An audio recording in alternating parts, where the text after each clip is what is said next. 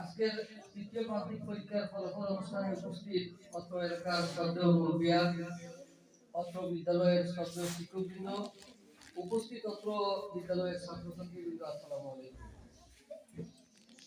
আজ যারা তোমরা এখানে উপস্থিত হয়েছো সবাই সকল জানার আগ্রহ নিয়ে এখানে বসে আছো।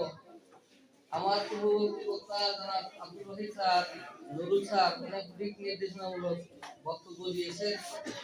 আশা করি তোমরা অনেকেই বিষয়টা বুঝতে পেরেছো। আজকে যারা তোমরা পাস করবে, আবার যারা ফেল করবে, তারই মন খারাপ করার কোনো প্রয়োজন নেই।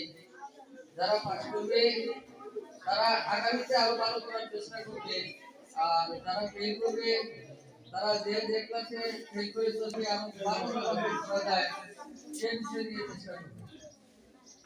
বর্তমানে আগে নবীন স্যার একটা কথা বলেছেন যে এখন পাস করা সহজ কিন্তু ফেল করা কঠিন। আসলে কথাটা নিতান্তই সত্য।